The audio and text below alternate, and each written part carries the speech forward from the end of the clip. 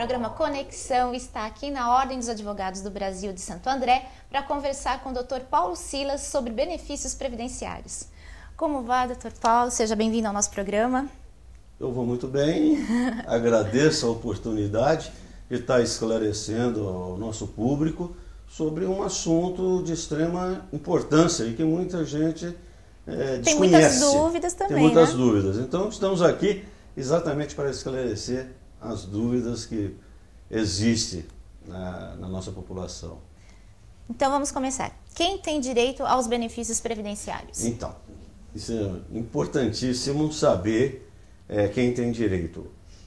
Porque eu sou procurado por muita gente achando que existe o direito de ter aposentadoria, de ter um auxílio doença, mas somente tem direito aos benefícios previdenciários os segurados. E quem são esses segurados? São aqueles que pagam o INSS.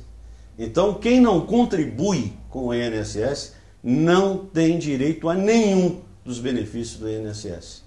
Então, para ter direito aos benefícios previdenciários, é necessário, como pressuposto, que o segurado tenha qualidade de segurado, ou seja, pague em dia a sua contribuição previdenciária. E quanto que é essa contribuição?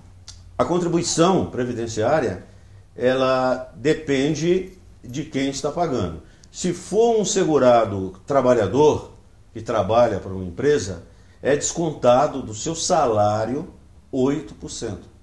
E a empresa paga mais o restante, para formar os 20%. Então a empresa paga uma parte e o funcionário dessa empresa, o empregado dessa empresa, paga 8%.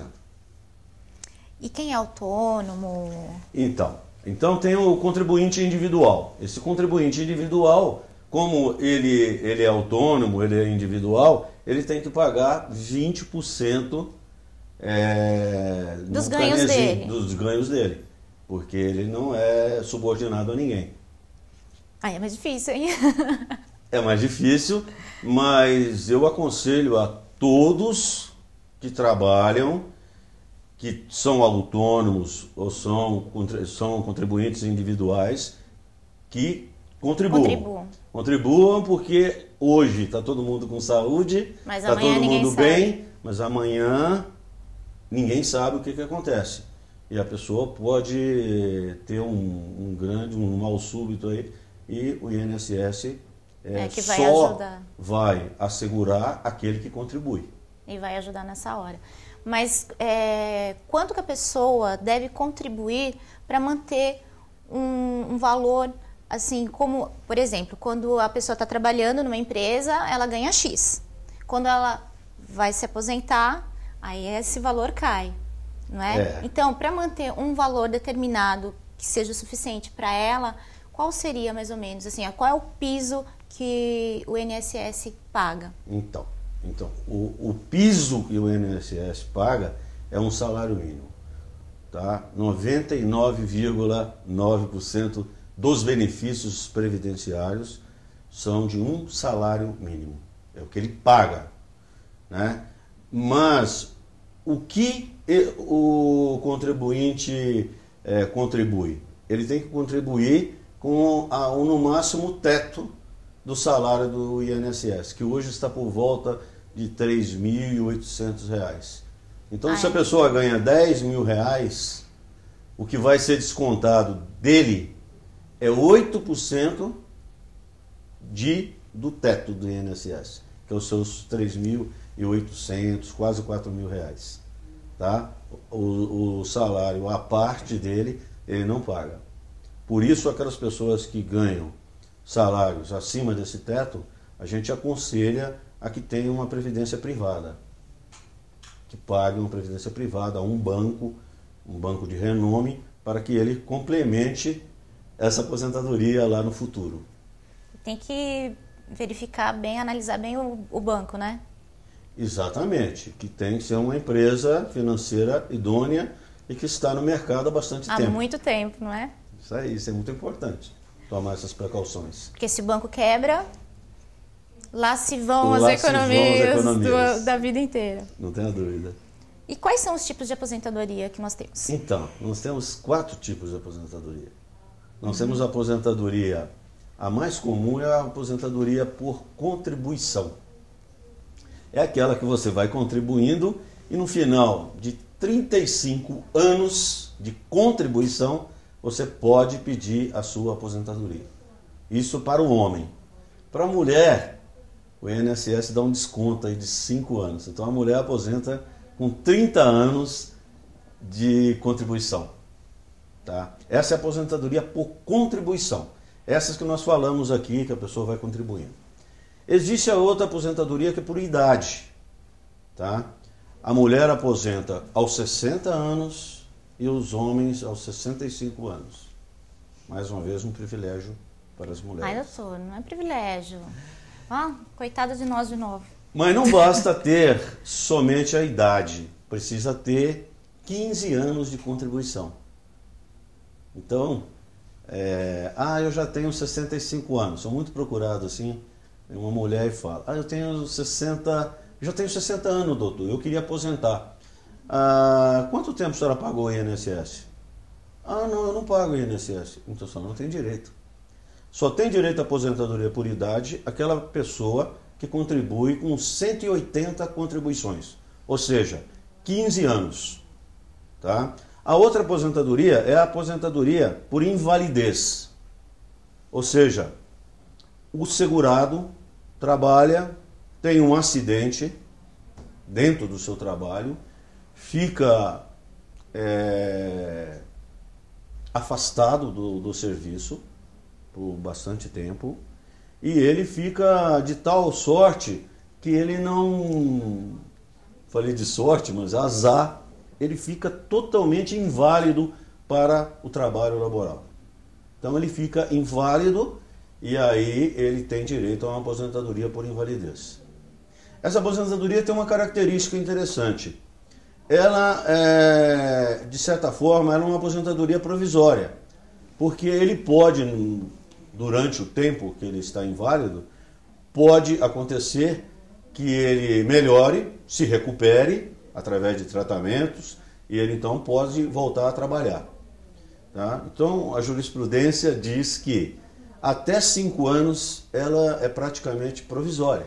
Ele vai passar periodicamente pelos peritos do INSS e passando dos 5 anos, tá, ela se torna definitiva. Tá? Isso é um posicionamento jurisprudencial. E, por fim, eu estou esquecendo aqui da 4ª e última aposentadoria, que é a especial. É isso que eu ia perguntar. A aposentadoria especial é aquela que o contribuinte ele aposenta antes do tempo.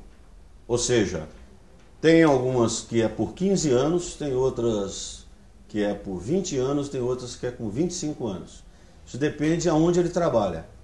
São trabalhos insalubres. Então a aposentadoria especial ela protege aquela pessoa que trabalha em mina de carvão, que trabalha com chumbo, com algum elemento nocivo à saúde. Então essa é a aposentadoria especial. Ele aposenta antes porque ele tem um desgaste pelo trabalho insalubre que ele pratica. Doutor Paulo, a gente vai dar uma pequena paradinha. O programa Conexão volta daqui a pouco e a gente vai falar sobre auxílio doença. Não perca!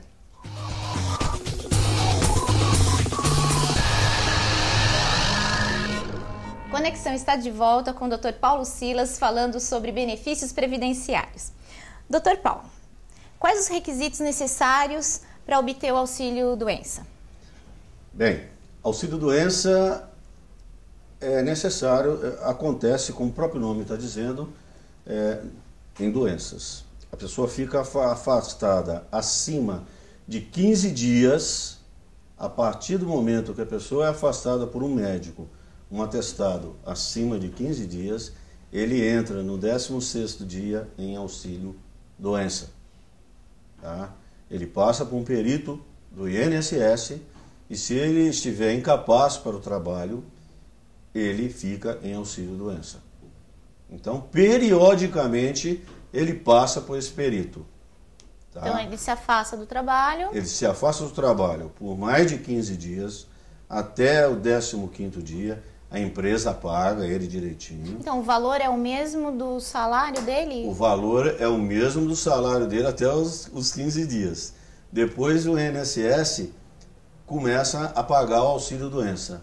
Aí como é feito esses cálculos? Isso que eu gostaria de saber. Então, os cálculos são feitos como se ele estivesse aposentando, né? Se ele estiver se aposentando naquele dia, é feito os cálculos, e ele então recebe 91% do valor da aposentadoria que ele teria. Então, esse é o valor do auxílio-doença.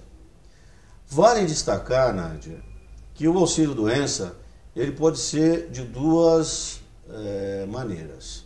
O primeiro deles é de uma simples doença. A pessoa fica resfriada, né? Pega uma pneumonia e ele tem que afastar aí 1 ano, 2 anos de serviço. Esse é o auxílio-doença previdenciário. O auxílio-doença mais comum. E existe o auxílio-doença acidentário, tá? Que ele também fica afastado por mais de 15 dias. E qual a diferença dos dois? O próprio nome está dizendo. É referente a um acidente dentro da empresa, um acidente de trabalho. O trabalhador está na empresa, acontece um acidente, ele fica inválido para o trabalho, ele é afastado e ele então cai no auxílio-doença acidentário. Tá? O auxílio-doença acidentário tem 2 tipos. Um deles é do típico acidente do trabalho. A pessoa cai de uma escada, quebra uma perna, ou a pessoa põe a mão numa prensa, prensa os dedos. Esse é o típico acidente do trabalho. Mas tem um outro tipo, que é a doença profissional. A pessoa acaba ficando com um problema de tendinite, né? Um digitador que digita, então ele... Em razão das funções que ele exerce. Em razão das funções que ele exerce, ele adquire uma doença. Então isso também é considerado auxílio-doença acidentário, provocada por uma doença profissional. Tá? Qual é a diferença dos dois? Quanto aos cálculos, é a mesma. Só que o auxílio acidentário ele é mais vantajoso para o empregado. Por quê? Porque a empresa é obrigada a continuar pagando o fundo de garantia, enquanto que o auxílio-doença previdenciário simplesmente suspende o contrato de trabalho. O outro, ele mantém esse vínculo com a empresa, ou seja, a empresa é obrigada a pagar a contribuição do fundo de garantia. E outra grande vantagem do auxílio-acidente, do auxílio-doença acidentário, é a questão da estabilidade. Assim que ele volta para a empresa, né, assim que ele passa para o perito constata que ele está apto ao trabalho, ele tem 12 meses de garantia de estabilidade na empresa. Que ótimo, né? O trabalhador. E sobre o salário maternidade, quais são as regras? Salário maternidade, muito bem. Salário maternidade é importante destacar que ele tem uma carência. Qual é a carência? É 10 meses. Para evitar que uma pessoa grávida entre numa empresa e já obtenha de cara o auxílio maternidade. Então, o auxílio maternidade, a contribuinte precisa estar contribuindo no mínimo 10 meses. Tá? O que acontece com o auxílio maternidade? Ele tem também uma diferença sobre os outros auxílios, porque a contribuinte ela passa a receber o salário integral. Não é aqueles cálculos como se fosse para aposentar. Exemplo, se a contribuinte ganha 10 mil reais por mês e está em auxílio maternidade, o INSS paga os 10 mil reais para ela enquanto ela estiver no auxílio maternidade. Tá ok? Então, auxílio maternidade tem essa vantagem, não há cálculo do salário. E é estendido também para as mães adotivas. adotivas. Tá? No início não era, e aí acharam que seria justo que uma mãe que adota uma criança, ela tem os mesmos problemas da mãe que gera uma criança. E a criança adotada em qualquer idade? É a criança adotada até uma certa idade. Não é a criança mais velha, porque a criança mais velha não tem aqueles cuidados que um bebê necessita. E é válido para toda trabalhadora? Toda trabalhadora que contribui para o INSS. É necessário ter a qualidade de segurado. E quem tem direito à pensão por morte? Então, esse é um benefício já do dependente do segurado. Até agora nós falamos de benefícios do segurado do INSS. Agora você falou da pensão por morte. Pensão por morte é quando morre o segurado. Morre o segurado, o seu cônjuge tem direito à pensão por morte. Como ela é calculada? Ela é calculada exatamente como se fosse a aposentadoria. Faça os cálculos como se a pessoa fosse aposentar, e é aquilo que a mulher ou o viúvo, pode ser também o homem, recebe a pensão por morte. Os herdeiros não, os filhos não. Aí nós vamos nas classes de dependentes do INSS. A gente precisa esclarecer isso. Tá? Quem são a primeira classe de herdeiros? É o cônjuge, em primeiro lugar, os filhos menores, né? Se não tiver o cônjuge, se ele for viúvo, os filhos até a maioridade, até os 21 anos. É uma coisa interessante explicar aqui. A maioridade é 18 anos, mas para o INSS, a maioridade é 21 anos. Está emancipado já. Até 21 anos, o INSS paga a pensão por morte para essa pessoa, desde que não tenha o cônjuge. Tendo o cônjuge, é o cônjuge. Tá? E aí vem uma outra classe, de mãe e pai. De mãe e pai, vamos supor que a pessoa seja solteira, não tenha mulher, consequentemente não tem filho, mas tem o pai e a mãe, né, que poderiam pegar essa pensão por morte. Eles só poderão pegar essa pensão por morte se ela provar a dependência econômica do filho. Vocês entenderam? Ela tem que provar, através de documentos de testemunha, que ela depende economicamente desse filho. Não tem como se manter sozinho. Não tem como se manter sozinho. Esse filho paga o aluguel, paga o carnê do plano de saúde, paga as casas Bahia, etc, etc. Doutor Paulo, infelizmente a gente não tem mais tempo, nosso programa está acabando. Eu tinha muita coisa para falar. Pois ainda. O assunto é bem extenso, né? Numa outra oportunidade a gente conversa. Estarei sempre à disposição desse programa, né? E a OAB também está à disposição, né? A OAB tem 54 comissões e são 54 assuntos diferentes que pode vir a público para um esclarecimento. No interesse público, com certeza. Muito obrigada pela sua participação. Eu que agradeço a participação nesse programa. O programa Conexão fica por aqui. A gente se vê no próximo, mas não esqueça, mande sugestões ou críticas para nadianicolau@uniabc.br. Um beijo, até a próxima.